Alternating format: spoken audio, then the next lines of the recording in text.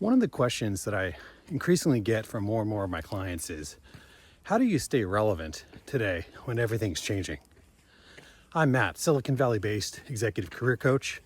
I've coached hundreds of people in tech and beyond on this very topic, and I wanted to share a few of my thoughts today about career moats and AI career moats specifically. So if that's interesting to you, stay tuned. First, let's define what I mean by a career moat. A career moat can be anything, a set of skills, ideas, a mindset, experiences that really set up the defensive layer for your career. So when, others might be impacted by layoffs, to a certain extent, you're able to insulate yourself based on some of the things that I'll talk about. So a career moat is exactly that. It's a moat around your experiences that can help to protect what you built. Get 3 warning signs that you don't have a career moat today. And these will show up different ways for different roles, both within tech and outside of tech. But I think that the themes are broadly similar.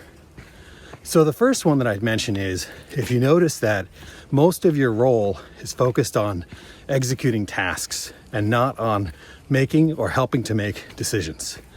This doesn't mean you have to be responsible for executive level decisions necessarily, but if you look at your day-to-day and you're focused mostly on executing tasks, that's a sure sign that you need a career moat for sure.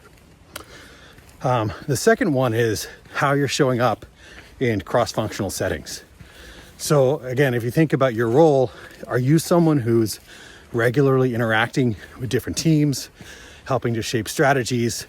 That's going to be a much better place to be in than someone who's siloed within one specific department. So that's a key thing you want to look out for. How do you show up? Are you showing up in cross-functional meetings specifically? And then the third one is reactive versus strategic. So here it's really thinking about your day-to-day. Do you find yourself in more of a reactive mode where you're firefighting, doing a lot of busy work? That's probably not a situation where you can say you've got a good career moat. So to sum up, those are the 3 signs I would say that someone needs an active career moat. If you are task-oriented, if you're not visible in cross-functional meetings, and then also if you find yourself being more reactive. So more importantly, let's jump to what you can do about it and how you can build your specific moat if you choose to do so.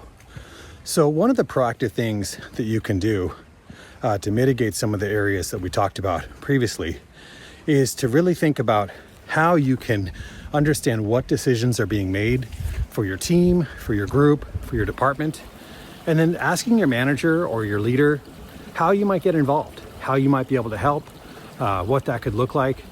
It doesn't have to be a big step necessarily, but you want to be focused on moving yourself closer to the decision making for your area in your company. So that's step 1. The second piece is really around cross-functional meetings. So here, what you want to do is to build relationships with cross-functional teams when you're in a position to do so. So that can look like a couple of things. One, you might specifically focus on just simply meeting people in different functions that your team works with, getting to know them better, understanding what they care about most importantly, and then asking them what their pain points are. So think of yourself as an internal consultant and ask with the mindset, how can I help? Once you do that, I find that you'll find projects, you'll find initiatives, things that you can get embedded on that again help to build your career moat. The last one is really around shifting to being strategic from being reactive.